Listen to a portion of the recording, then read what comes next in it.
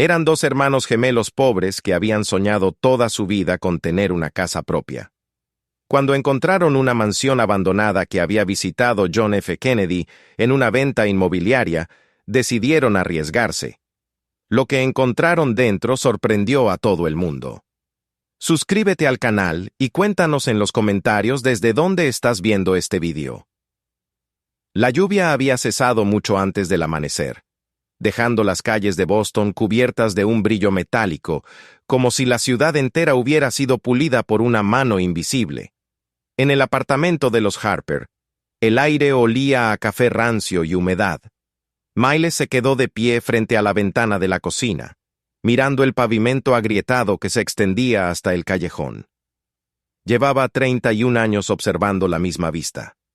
Los mismos edificios de ladrillo inclinados unos hacia otros. Las mismas sombras del amanecer reflejadas en los charcos. El mismo rumor de autobuses que se mezclaba con el eco lejano del tráfico. Detrás de él, sobre la mesa, un sobre doblado descansaba desde hacía semanas. Era la carta del hospital donde había muerto su madre. Nadie se había atrevido a moverla. Jennifer Harper había sido una mujer silenciosa, pero sus huellas seguían vivas en todo lo que tocó.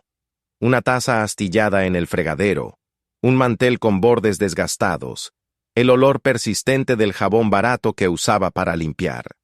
Trabajó durante años en oficinas y casas ajenas, puliendo superficies que nunca le pertenecieron.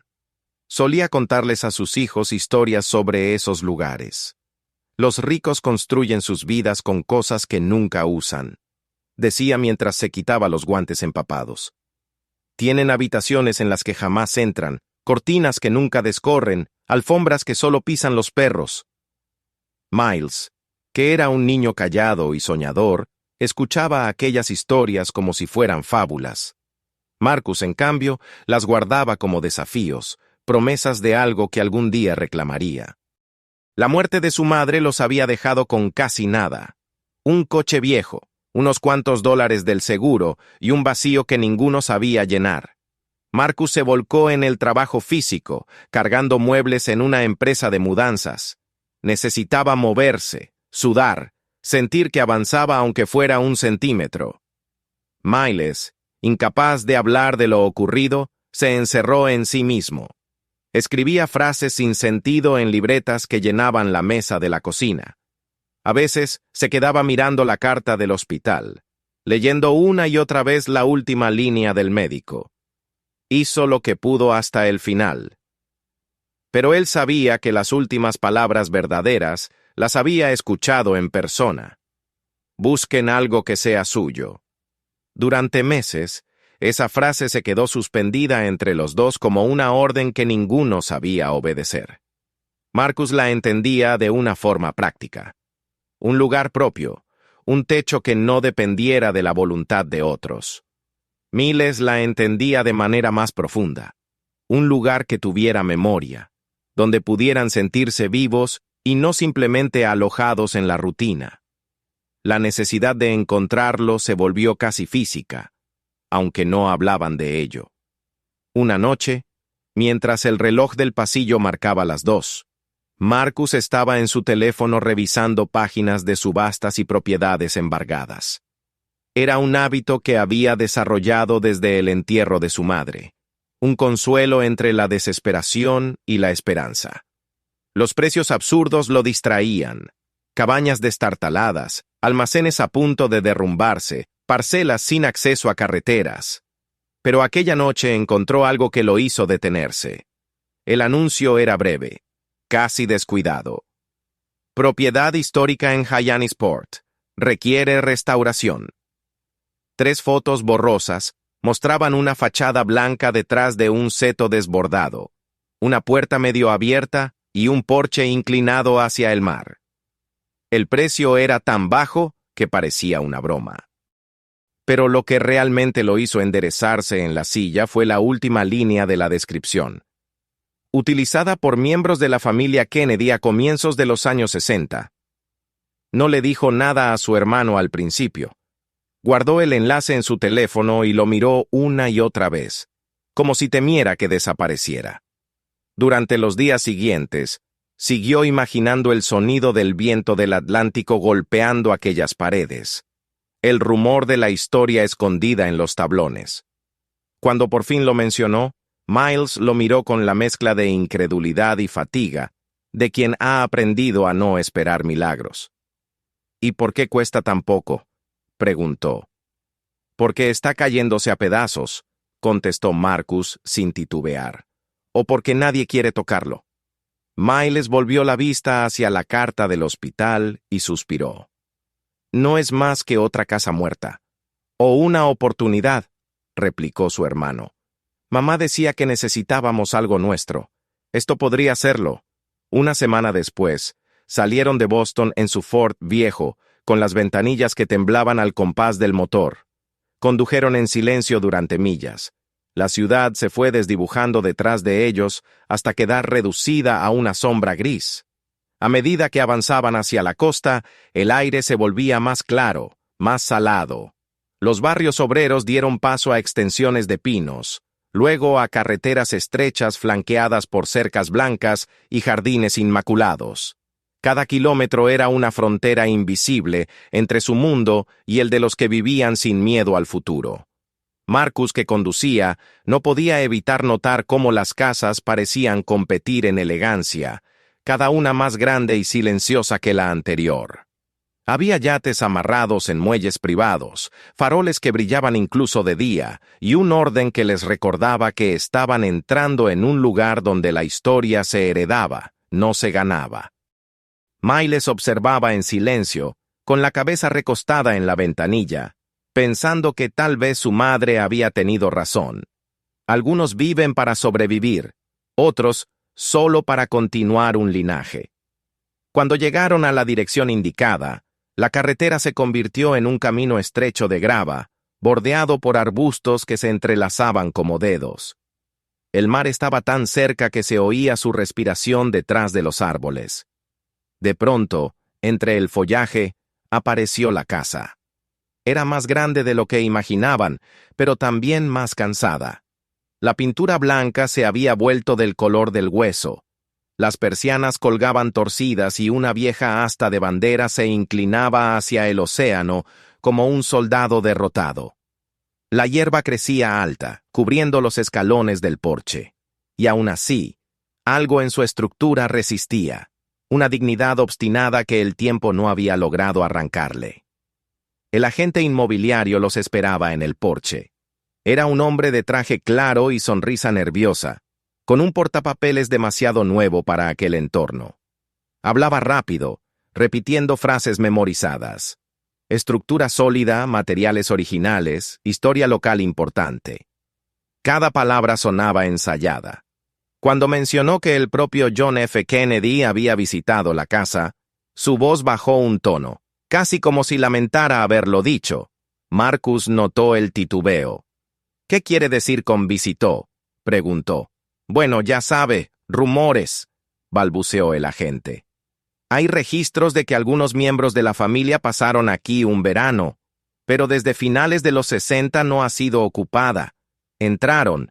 El aire dentro era espeso, inmóvil, impregnado de polvo y sal.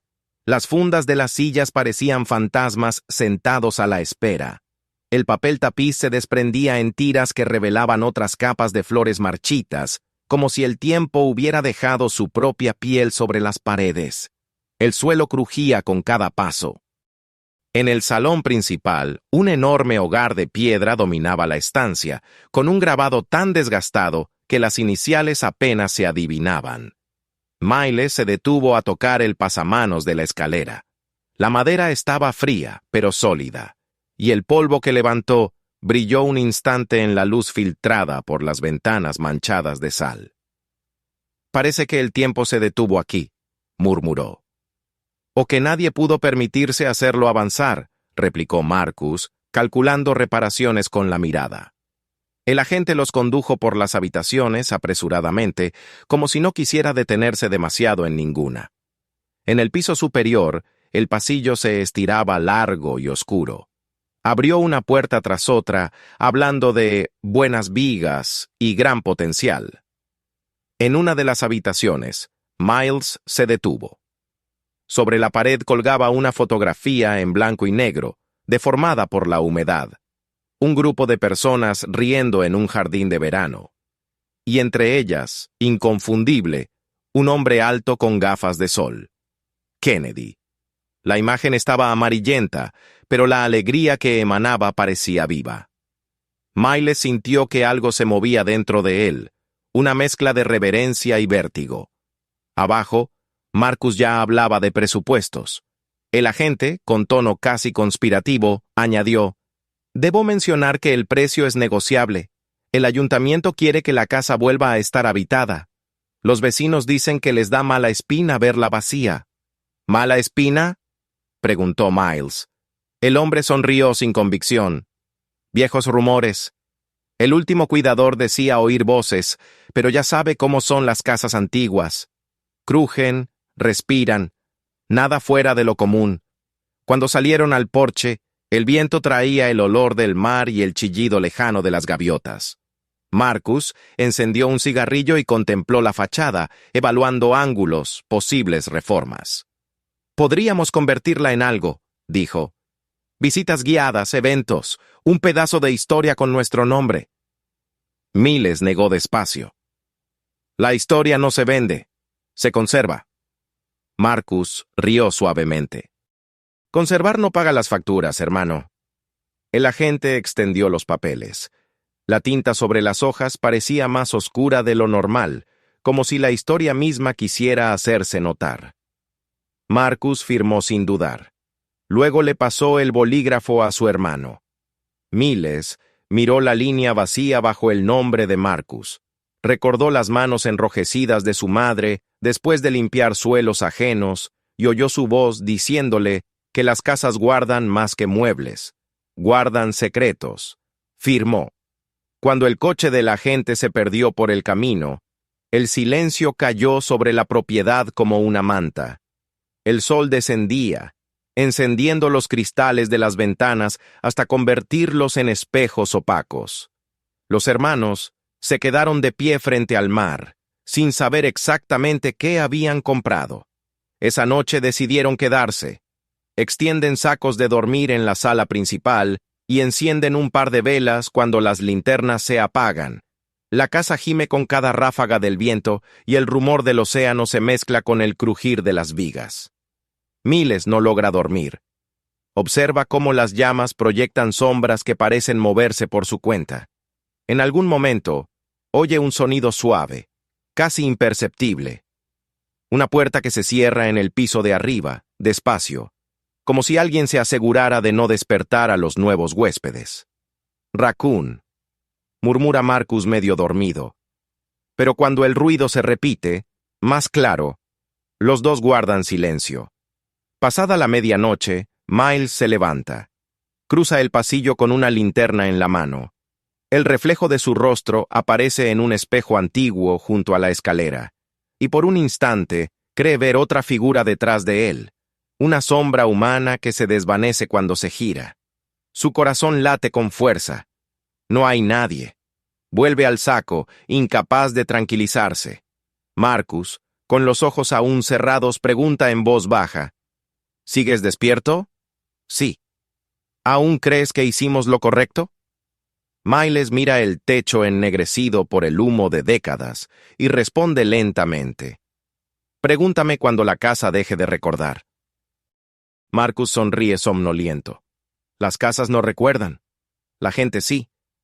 Pero mientras el viento se eleva otra vez y hace vibrar las ventanas, Miles siente que las paredes respiran con ellos, que el polvo se mueve como si despertara de un sueño largo.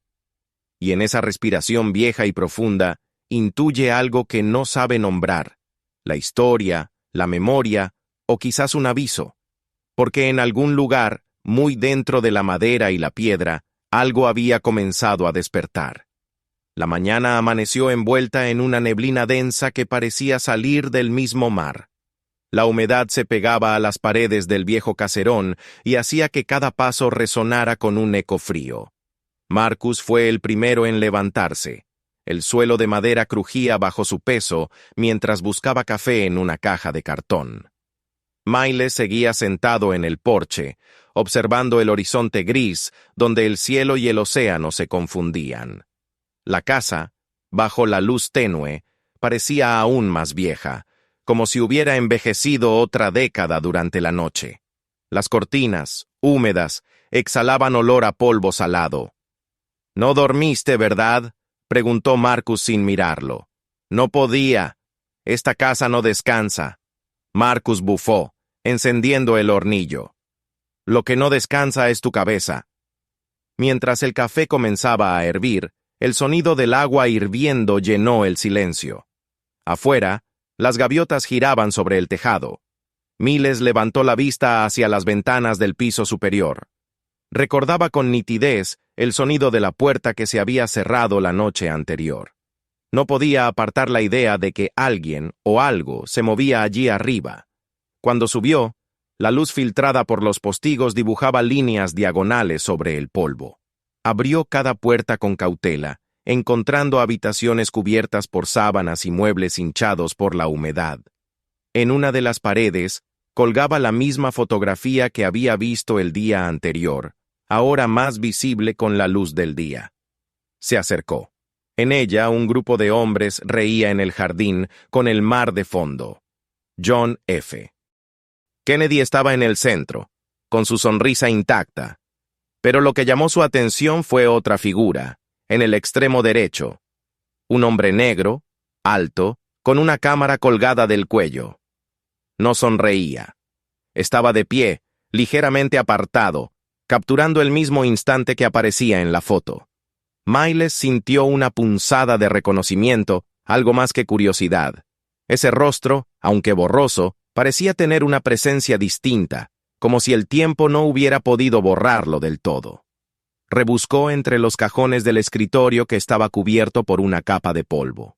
Dentro, encontró papeles sin importancia, facturas de mantenimiento, un cuaderno con números ilegibles. Pero detrás de un marco roto, notó algo más. Una pequeña caja de madera con cerradura oxidada. La golpeó suavemente con la palma y la tapa cedió. Dentro había revistas enrolladas, ejemplares viejos de Life y Time fechados en 1963, y entre ellos un sobre grueso, sellado con una etiqueta amarillenta que apenas se sostenía. H. L. Jackson, Novin 63. El sobre estaba pesado, rígido. Miles lo abrió con cuidado. Dentro había tiras de película fotográfica, enrolladas y aún brillantes a pesar del tiempo.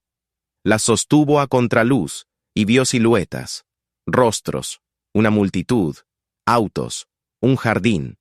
Marcus subió las escaleras justo cuando Miles bajaba, sosteniendo el sobre como si fuera algo vivo. «¿Qué encontraste ahora?», preguntó con tono medio burlón. Miles le mostró las tiras. «Negativos, antiguos». «¿Y?» «Están fechados en noviembre del 63. Mira el nombre, H. L. Jackson». Marcus lo observó sin interés aparente. «¿Y quién diablos es ese?» «No lo sé, pero quiero averiguarlo. Fueron al pueblo más cercano en el viejo Fort. La carretera se estrechaba entre pinos y acantilados. En el centro, un letrero oxidado indicaba Barnstable Village. Era un lugar pequeño, de casas bajas y tiendas con letreros pintados a mano». Miles recordó haber leído que ese pueblo existía desde antes de la independencia y sintió una conexión inmediata. Era un lugar que también recordaba demasiado. Encontraron una vieja tienda de fotografía con el rótulo descolorido, Cape Light Studio. Dentro, el aire olía a productos químicos y madera húmeda. Un anciano de cabello blanco y gafas gruesas los miró con curiosidad desde detrás del mostrador. «Buscamos a alguien que pueda revelar película vieja», dijo Miles. «¿Qué tan vieja?» «60 años». El hombre levantó las cejas, pero sonrió con un leve orgullo. Entonces vinieron al lugar correcto. Le entregaron el sobre. El anciano lo sostuvo como si pesara más de lo que aparentaba. «Esto es de antes del color», murmuró. «¿De dónde lo sacaron?» Miles dudó antes de responder. «De una casa antigua, en Hyannisport». El hombre los observó unos segundos más y luego asintió. Puedo intentarlo, pero si la emulsión está dañada, se perderá todo. Dejen las tiras y vuelvan mañana. Salieron de la tienda y fueron a un café cercano. Marcus no dejaba de mirar por la ventana, nervioso. Sabes que si esas fotos son reales valen una fortuna. Miles bebió un sorbo de café frío. No sabemos si valen algo. ¿Estás bromeando? Si hay un Kennedy ahí, si hay historia, eso se paga. No todo lo que tiene valor se vende. Marcus soltó una risa seca. Y no todo lo que se guarda tiene sentido. El día siguiente regresaron a la tienda. El anciano los esperaba con las manos temblorosas. Sobre el mostrador había varias hojas de contacto extendidas bajo una lámpara amarillenta. Pensé que era una broma, dijo con voz baja. Pero no lo es. Las imágenes mostraban lo que parecía ser un evento privado. Kennedy sonreía junto a un grupo de asesores, mujeres con vestidos de verano, un niño jugando con un perro. En el fondo, el mismo hombre negro con la cámara, siempre apartado, captando lo que los demás no miraban. En una de las imágenes, Marcus notó algo que hizo que su voz se apagara. «Mira la fecha», dijo señalando un cartel en una mesa. 17 de noviembre de 1963. Miles comprendió de inmediato. Era menos de una semana antes del asesinato en Dallas. El anciano los miró con expresión confusa. Este hombre, Jackson, ese nombre me suena. Creo que desapareció. ¿Desapareció? Sí, hubo un artículo, hace mucho. Un fotógrafo afroamericano que trabajó cerca de la familia Kennedy. Un accidente, decían. Pero nadie supo qué pasó con él. Salieron de la tienda en silencio. La brisa marina era más fría que el día anterior. Marcus conducía sin rumbo fijo, mordiéndose el labio. ¿Te das cuenta de lo que tenemos?, dijo al fin. Son fotos inéditas, documentos históricos. Son evidencia de alguien que desapareció. Eso no nos pertenece. Claro que nos pertenece. Estaban en nuestra casa. Miles lo miró. La compraste, no la heredaste, y no compraste su historia. De regreso en la casa, Miles se encerró con su portátil. Buscó en archivos digitales y periódicos antiguos. Tras horas de lectura, encontró una breve nota publicada en diciembre de 1963. El fotógrafo independiente, H. L. Jackson, ha sido dado por desaparecido tras un presunto accidente en carretera. No se encontraron restos. Nada más. Ninguna foto, ninguna investigación. Solo silencio. Marcus subió más tarde, visiblemente impaciente. Tenemos que movernos. Si alguien más ve esas imágenes, se las quedarán. ¿Moverse a dónde? A venderlas. Hay coleccionistas que pagarían lo que sea. Miles lo observó con cansancio. ¿Y qué harás cuando pregunten de dónde salieron? ¿Mentirás? No necesito mentir. Solo decir que estaban en el desván.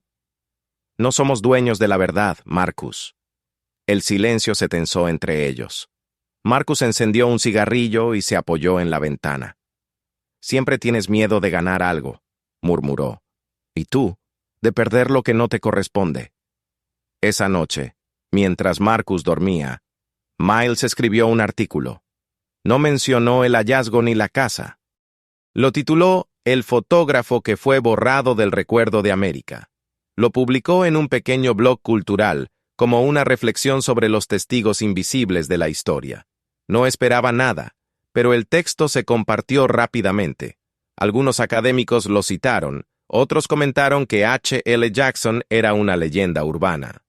A la mañana siguiente, Miles recibió un correo con asunto interesada en su artículo.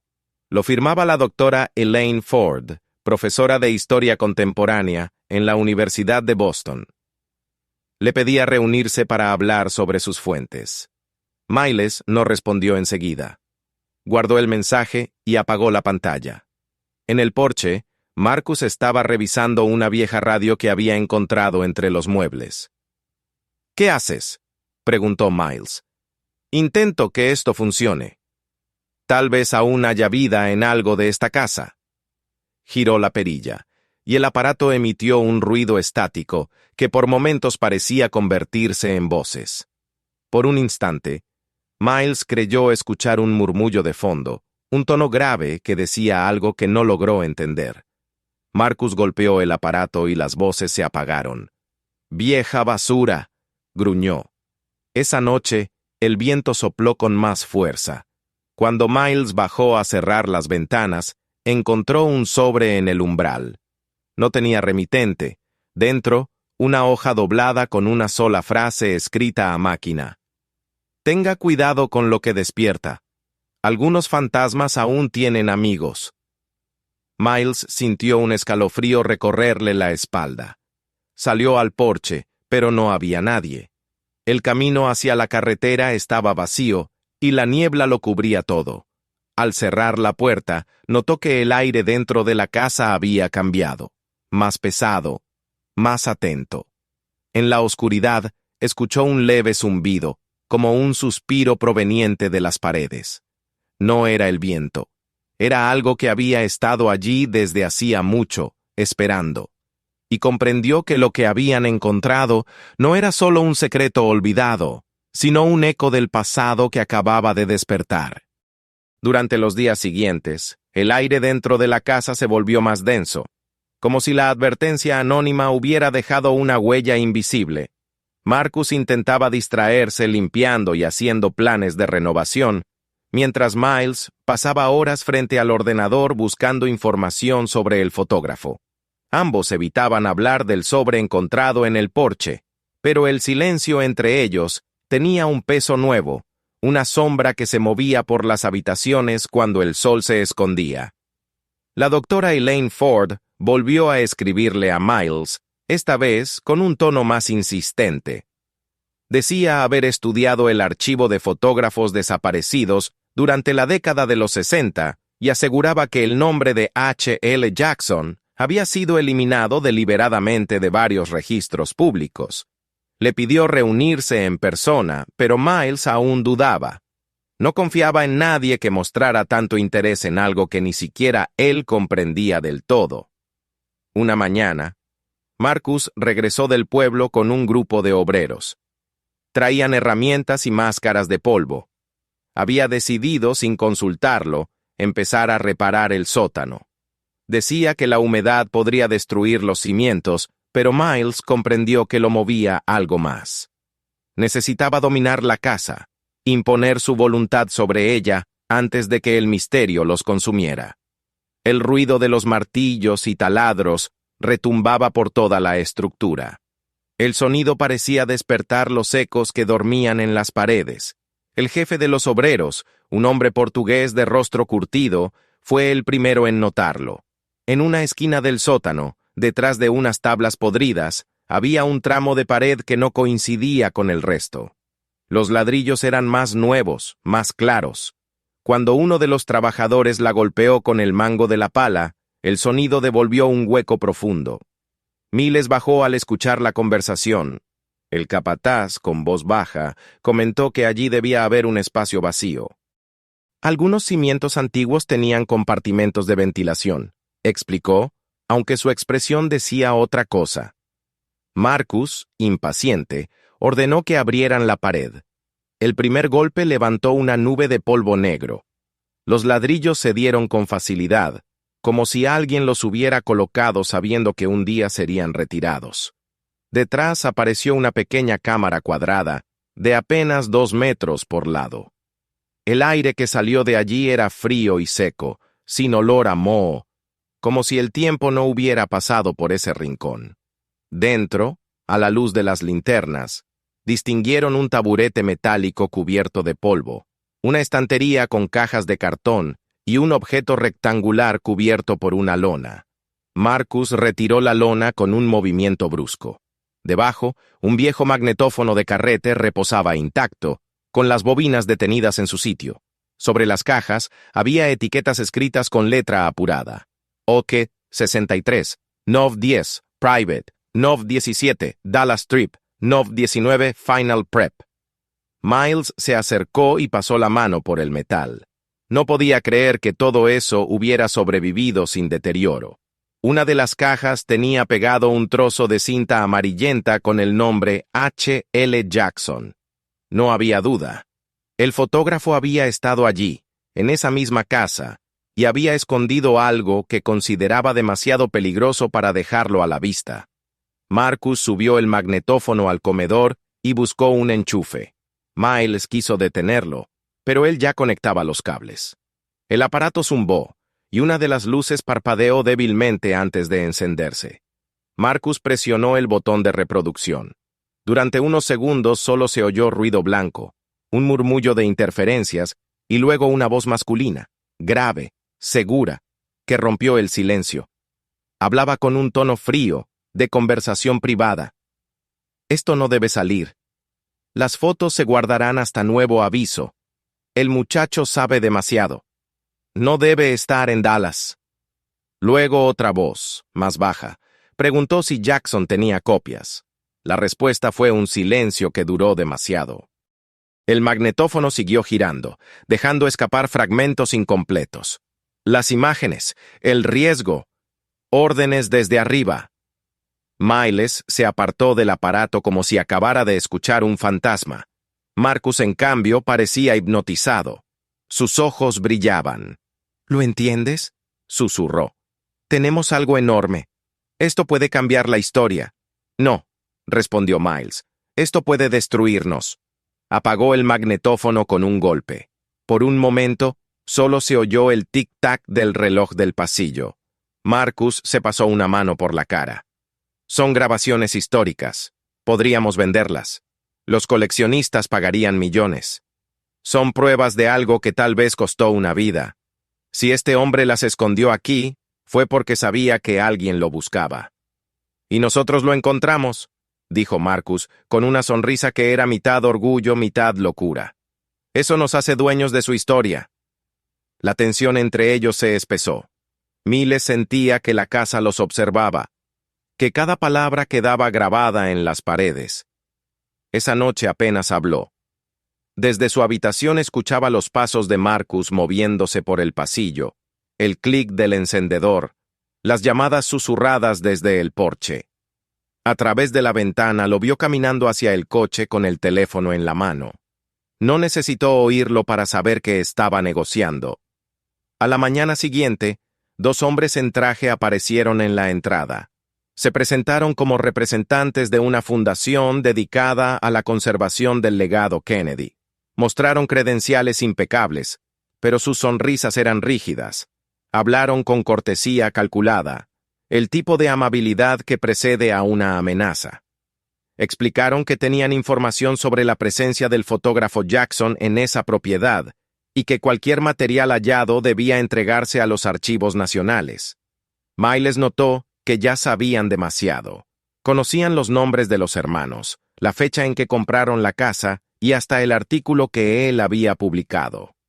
Marcus, nervioso, dijo que no habían encontrado nada. Los visitantes no insistieron, pero dejaron una tarjeta y un mensaje ambiguo. Algunos documentos históricos pueden ser peligrosos si se interpretan fuera de contexto. Cuando se marcharon, Miles corrió al sótano. En un impulso, retiró 3 ladrillos del hogar de piedra y escondió allí las cintas originales. No confiaba en nadie, ni siquiera en su hermano. Al caer la tarde, bajó otra vez al compartimiento recién abierto. Quería asegurarse de que nada quedara a la vista. Fue entonces cuando lo vio. En la pared del fondo, apenas visible bajo una capa de polvo, alguien había escrito con lápiz: "If found, tell the truth". Si lo encuentras, di la verdad. La frase le heló la sangre. Era una despedida y una orden. Jackson debía haberla trazado poco antes de desaparecer, dejando constancia de su voluntad. Miles pasó los dedos sobre las letras, sintiendo la textura rugosa del muro.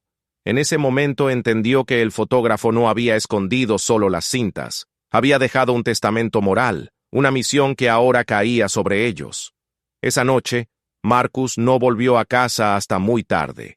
El sonido de su coche rompió el silencio del camino. Cuando entró, tenía el rostro pálido, las manos manchadas de tierra y los ojos hundidos.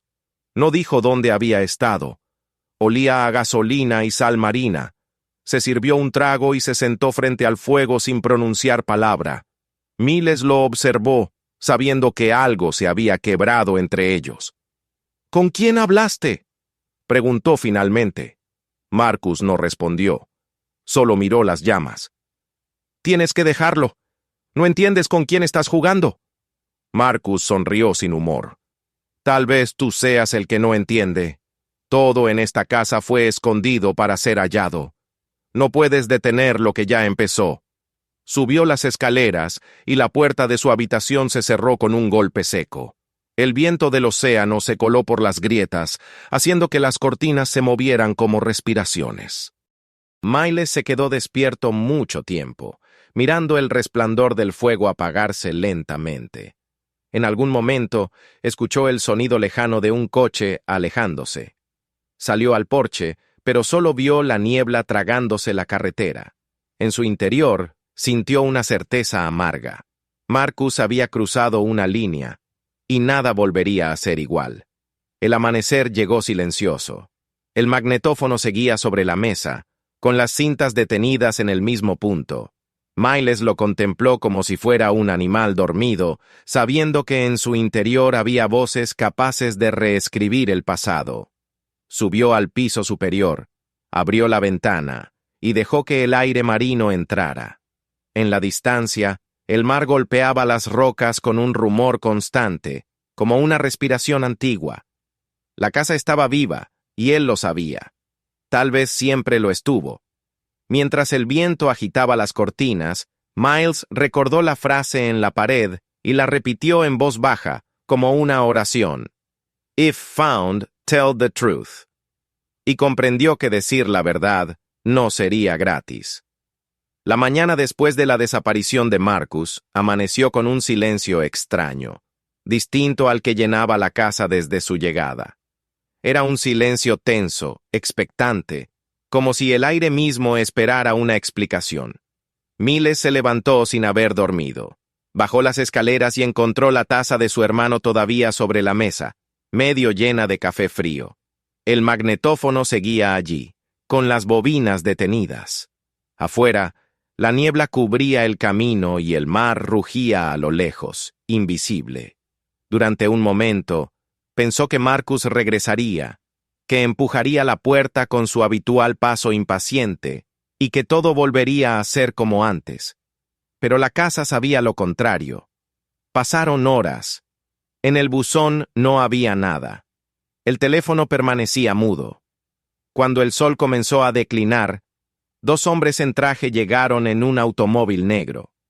Eran los mismos que habían aparecido días atrás, los supuestos representantes del legado Kennedy. Esta vez su tono era menos cordial. Entraron sin esperar invitación, revisando con la mirada cada rincón. El más alto habló con una calma que helaba.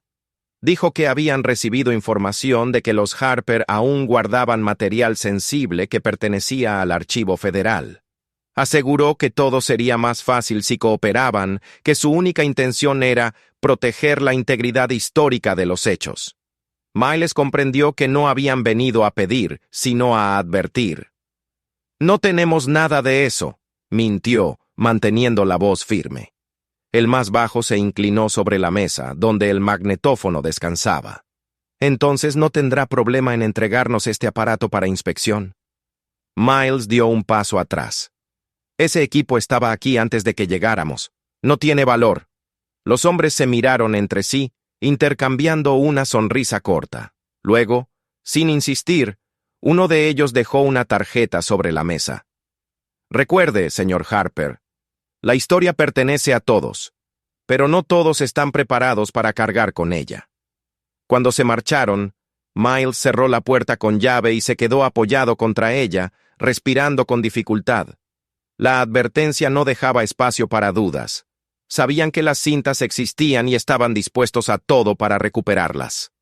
Subió al desván, donde había guardado los objetos restantes. Una sensación de vacío lo invadió al notar que faltaban varias cajas, entre ellas las que contenían las copias que Marcus había hecho. La traición era ya un hecho consumado. Esa noche, mientras el viento sacudía los postigos, escuchó el sonido de un motor acercándose. Salió al porche y vio los faros de un coche que se detenían frente a la casa. Marcus bajó, exhausto, con la ropa arrugada y los ojos inyectados de cansancio. Caminó hacia él con pasos inciertos, evitando su mirada. Miles sintió una mezcla de alivio y rabia. ¿Dónde estuviste?, preguntó. Haciendo lo que tú no te atreves a hacer, respondió Marcus sin detenerse. Cuidando lo que tenemos. ¿Cuidando? ¿De quién? Marcus lo miró, con una sombra de miedo en los ojos. De todos. Hay gente que ya sabía lo que había aquí. Si no movía las grabaciones, nos las quitarían. ¿Qué hiciste con ellas?, insistió Miles. No puedo decirlo, pero están a salvo. No vendí nada. No soy idiota. El tono era defensivo, pero también desesperado. Miles notó que sus manos temblaban. No era solo cansancio. Había visto algo, o a alguien, que lo había asustado de verdad. Cuando se sentaron, Marcus le contó que había intentado contactar con un coleccionista que trabajaba para un museo privado, pero el hombre no apareció solo. Le habían seguido, le habían hablado con el mismo lenguaje educado y vacío de los dos hombres que habían venido a la casa. Sabían mi nombre, dónde vivía, incluso el número de serie del coche, dijo, y su voz se quebró. Durante un largo rato, permanecieron en silencio. Miles sintió que el aire se espesaba. Entendió que Marcus no había vuelto para quedarse, sino para despedirse. «No puedes quedarte aquí», le dijo. «Te encontrarán. Ya lo harán contigo también, pero al menos ahora las cintas no están. Si las buscan, perderán tiempo». «¿Dónde las escondiste?». Marcus sonrió sin responder. Se levantó, tomó su chaqueta y se dirigió a la puerta. «Te lo dije. Hice lo que debía». Al día siguiente, Miles fue a Boston para buscar a la doctora Ford. Había decidido confiar en ella. La encontró en la universidad, en un despacho lleno de documentos y retratos de época. Le mostró las fotografías que aún conservaba y le contó la historia del descubrimiento. La mujer lo escuchó en silencio, sin interrumpirlo. Cuando terminó, apoyó las manos sobre la mesa. «No sabe en qué se ha metido», dijo con voz grave. «Lo que tiene en sus manos no es solo un fragmento de historia, es una pieza de poder. Hay cosas que nunca se quisieron archivar oficialmente. Gente que aún vive gracias a ese silencio». «¿Qué hago entonces?». Elaine lo miró con compasión. «Lo que hacen los que buscan la verdad, contarla, aunque no puedan probarla». Esa misma tarde, Miles regresó a Hyannisport con la cabeza llena de ideas. Al entrar, encontró la casa en penumbra. Todo estaba en orden, pero el aire había cambiado. Sobre la mesa, una nota escrita con la letra de Marcus. «Hice lo que debía. No me busques. La verdad está a salvo. Por ahora». Sintió un nudo en la garganta. No había rastro de él ni de su coche. Los días siguientes se confundieron en una rutina silenciosa. A veces creía escuchar pasos en el piso de arriba, pero sabía que era solo el eco de su soledad. Una noche, mientras revisaba sus apuntes, notó que la casa entera vibraba suavemente, como si respirara. Se levantó y caminó hacia el salón. El fuego crepitaba débilmente en la chimenea. En la pared, el reflejo del resplandor parecía formar letras. «Tell the truth». Era solo un juego de sombras, pero bastó para decidirlo. Pasó semanas escribiendo, no un artículo ni un reportaje, sino una historia completa. La historia del fotógrafo H. L. Jackson, de su desaparición, de la casa olvidada junto al mar y de dos hermanos que habían encontrado su voz en la oscuridad. No mencionó las cintas ni las fotos, pero las descripciones eran tan precisas que quien las leyera podría imaginarlo todo. Lo tituló La casa del testigo. Cuando lo publicó bajo un seudónimo, la historia comenzó a circular. Algunos la leyeron como ficción, otros como una alegoría sobre el silencio del poder. Lo cierto era que se convirtió en un símbolo, y poco a poco, la gente comenzó a hablar del fotógrafo perdido, de su verdad enterrada. Los años pasaron sin que Marcus regresara. La casa, sin embargo, nunca volvió a estar vacía. Los curiosos llegaban atraídos por la historia y dejaban flores en el porche, como si fuera un lugar sagrado. Miles envejeció allí, solo, pero en paz. En el salón principal había montado una pequeña exposición. Una copia de la foto de Kennedy en el jardín, algunos artículos sobre Jackson y recortes del libro que había escrito. Los visitantes caminaban despacio, con respeto, sin saber que las paredes guardaban aún los ecos verdaderos de aquellas voces. Una mañana de invierno recibió una carta. Provenía de una mujer llamada Sarah Ford, nieta de la doctora Elaine. Decía que entre los archivos de su abuela habían encontrado una grabación etiquetada con el nombre M. Harper. Dentro había una voz masculina, ronca, que reconoció de inmediato: Marcus. En la cinta, su hermano hablaba con serenidad. No vendí las cintas, las guardé donde nadie pensará buscarlas. Tal vez algún día el mundo esté listo para escucharlas. Si oyes esto, significa que sobreviví lo suficiente para entender que tenías razón. La verdad no se vende, se custodia. Miles dejó que la grabadora siguiera sonando hasta el final, con los pequeños crujidos del carrete. Luego miró hacia la ventana. El mar estaba gris, pero tranquilo. Tomó la carta y la guardó en el cajón donde descansaban las notas de su madre. Esa noche encendió el fuego y abrió las ventanas. El aire salado recorrió la casa como una bendición. Cuando el crepúsculo se volvió violeta, caminó hasta la puerta y miró el mar. La marea subía lentamente, y el rumor de las olas parecía mezclarse con la voz de Marcus, aún viva en algún lugar del viento. «Ya estás en casa, hermano», susurró. El fuego siguió ardiendo, y por un instante las tablas del suelo vibraron suavemente, como si la casa exhalara un suspiro. Afuera, las gaviotas giraban en silencio sobre el techo. En las paredes, la historia había encontrado su lugar, y mientras la noche caía sobre Hyannisport, Miles supo que la verdad, al fin, había dejado de esconderse. Suscríbete al canal para no perderte las próximas historias basadas en hechos ocultos y secretos olvidados. Comparte este video con tus amigos y cuéntanos en los comentarios desde dónde nos estás viendo.